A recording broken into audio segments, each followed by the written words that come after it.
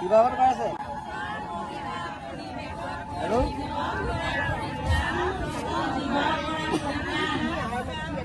কিবাহত পাই আছে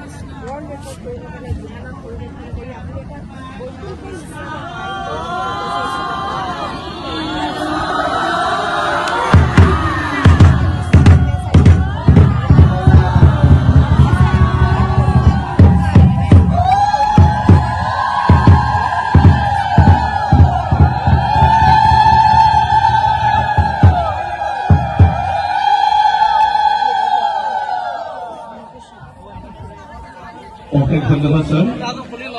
এই সপ্তাহতে পুনৰ এবাৰ যুগলবন্দী সাংস্কৃতিক কলা কেন্দ্ৰৰ পৰা সভানেত্ৰী নিৰ্মলা বাইদেউ এখন ব্যৱস্থা শ্ৰদ্ধা জনাইছো ছাৰলৈ অশেষ ধন্যবাদ পুনৰ এটা জোৰদাৰ হাততালি শিৱসাগৰবাসী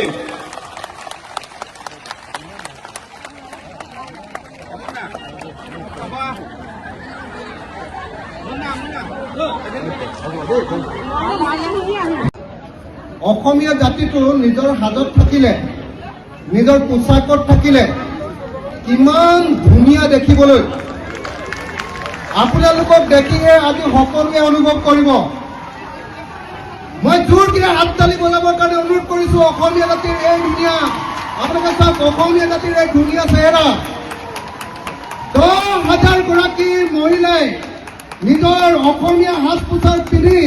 একেলগতে আমাৰ শংকৰী কলাকৃষ্টি প্ৰদৰ্শন কৰিবৰ কাৰণে আহিছে দিহানাম প্ৰদৰ্শন কৰিবৰ কাৰণে আহিছে মই সকলোকে একেলগতে হাততালি বজাবৰ কাৰণে অনুৰোধ কৰিছো আমাক শংকৰদেৱে যুগনায়ক শংকৰদেৱে শ্ৰী শ্ৰী জগতগুৰু শংকৰদেৱে আমাক কেনেকুৱা এখন সুন্দৰ সমাজ দিছে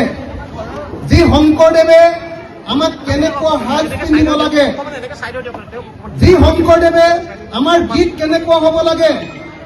আমাৰ নৃত্য কেনেকুৱা হ'ব লাগে আমাৰ ঘৰ কেনেকুৱা হ'ব লাগে ঘৰৰ আৰ্হি কেনেকুৱা হ'ব লাগে গোটেই অসমীয়া জাতিটোক অসমীয়া জাতি হিচাপে পৃথিৱীত পৰিচয় দিবৰ কাৰণে যিটো পৰিচয় গোটেই অসমীয়া জাতিটোক দাঙি ধৰিছিলে তাৰ ভিতৰত আটাইতকৈ গুৰুত্বপূৰ্ণ মানুহজনৰ নামেই হ'ল শ্ৰীমন্ত শংকৰদেৱ আৰু সেই শংকৰী পৰম্পৰাত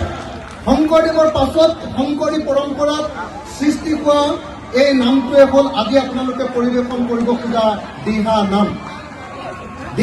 মানে মই ইয়াত ক'বলৈ গ'লে মই আচলতে বিশেষ যেটো নাজানো মই বেছি ক'বলৈ গ'লে চাগে গীতালী বাইদেউহঁতে নিৰ্মলা বাইদেউহঁতে মোক গালিয়ে পাৰিম হয়নে নহয় আৰু বিশেষকৈ কমলা ইয়াত আছে কমলা গগৈ হয়নে নহয় আৰু ইয়াত পণ্ডিতবিলাক সকলোবিলাক ইয়াৰ পণ্ডিতবিলাক আছে এই বিষয়ৰ গতিকে মই সেইবিলাক বিষয়ে একো ক'বলৈ নাযাওঁ কিন্তু এটা কথা ঠিক দিহা মানে হ'ল দিহা আমাৰ জীৱনটো কেনেকৈ চলাব লাগে তাৰ সমস্ত দিহা আমাৰ দিহা নামত পোৱা যায় গতিকে সেই দিহা নামক আপোনালোকে সমূহীয়াভাৱে এনেকৈ ষ্টেডিয়ামৰ মাজলৈ যে লৈ আহিছে এনেকুৱাতে 10,000 গৰাকী মহিলাই একেলগতে পৰিৱেশন কৰিবলৈ লৈছে আৰু সেই অনুষ্ঠানটো যে মোৰ সমষ্টি আমাৰ সমষ্টি শিৱসাগৰত কৰিছে তাৰ কাৰণে আমি যুগলবন্দী সাংস্কৃতিক কলা কেন্দ্ৰ আমাৰ তৰফৰ পৰা একদম কোটি কোটি ধন্যবাদ জনাইছো মই অনুষ্ঠানটো ইমান বেছি ভাল হ'ব বুলি জনা হ'লে ইমান বেছি ধুনীয়া হ'ব বুলি জনা হ'লে মই বাইদেউক যিখন পইচা দিছো তাতকৈ বহুত বেছি দিলোহেঁতেন ইয়ালৈ আহিয়ে গৈ দেখিছো মানুহটোৱে ভালকৈ পানী খাবলৈ পোৱা নাই মই এতিয়া বেলেগ একো কৰিব নোৱাৰো আপোনালোকৰ সকলোৰ কাৰণে তৎক্ষণাত চব বনাই দিব নোৱাৰো চবৰ কাৰণে এবটল পানীয়ে দিম আৰু দেই এতিয়া আৰু মই ৰাজহুৱাকে প্ৰতিশ্ৰুতি দিছো এইটো অনুষ্ঠানত যদি কিবা ধাৰ ধুৰ থাকি যায় মই অকণমান সৰুকে কিবা এটা সহায় কৰিছিলো যদি কিবা ধাৰ ধুৰ থাকি যায় সেই সমস্ত ধাৰ ধুৰ মাৰি দিয়া দায়িত্বটো মই লৈছো মানে ইমান ধুনীয়া অনুষ্ঠান হ'ব বুলি মই ভবা নাছিলো আপোনালোকক চৰকাৰে যদি এইটো অনুষ্ঠান পাতিলেহেঁতেন অতি কমেও 10 কোটি টকা খৰচ কৰিলেহেঁতেন হয়নে নহয় আপোনালোকে নিজৰ পৰা কেই টকাকে দিছে 100 টকা দি এনেকুৱা এটা অনুষ্ঠান আয়োজন কৰিছে যে চৰকাৰী যিকোনো প্ৰগ্ৰেমতকৈ এইটো প্ৰগ্ৰেম দেখিবলৈ বহুত ধুনীয়া হৈ যায় হয়নে নহয় গতিকে যুগলবন্দী সাংস্কৃতিক কলা কেন্দ্ৰ মই গোটেই শিৱসাগৰৰ মানুহৰ তৰফৰ পৰা মই গোটেই শিৱসাগৰৰ মানুহ বুলি এইকাৰণে কৈছো যে আপোনালোকে মোক শিৱসাগৰৰ বিধায়ক পাতি থৈছে, গতিকে গোটেই শিৱসাগৰৰ মানুহৰ তৰফৰ পৰা মই বাইদেউ আৰু বাইদেউৰ লগত জড়িত থকা সকলোকে মোৰ তৰফৰ পৰা ধন্যবাদ জনাইছো। ইয়াতে যিসকল শিল্পী বাদ্যযন্ত্ৰৰ লগত জড়িত হ'ব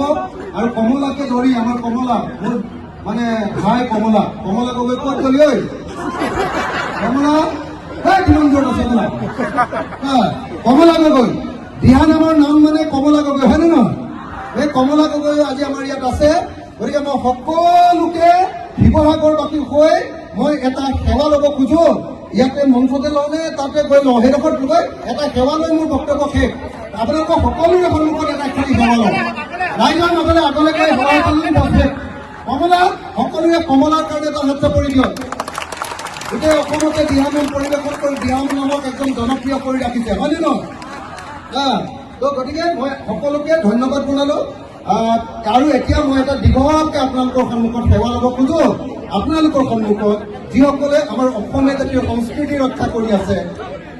সত্ৰীয়া সংস্কৃতি ৰক্ষা কৰি আছে, আপোনালোকৰ সন্মুখত এটা সেৱা লৈ মই মোৰ বক্তব্য সামৰণি মাৰিব খুজিছো। আকৌ বাইদেউ কলো যদি কিবা ধাৰ থাকি যায় ডাইৰেক্টলি মোৰ ঘৰলৈ যাব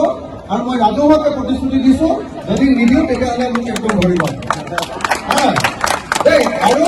আপোনালোকৰ কাৰণে এতিয়া তৎক্ষণাত একো কৰিব নোৱাৰো, অকল খালি এবটল পানী পঠিয়াই দিম আৰু বেলেগ একো কৰিব নোৱাৰো দেই। সকলোকে একদম নহয় তালৈকে থকা সকলোকে ধন্যবাদ আৰু কৃতজ্ঞতা জনাইছো আমাৰ সমষ্টিবাসী ৰাইজৰ তৰফৰ পৰা। ধন্যবাদ। জয় আই অসম, জয় আই অসম, জয় আই অসম, জয় গুৰু শংকৰ, জয় গুৰু শংকৰ, জয় গুৰু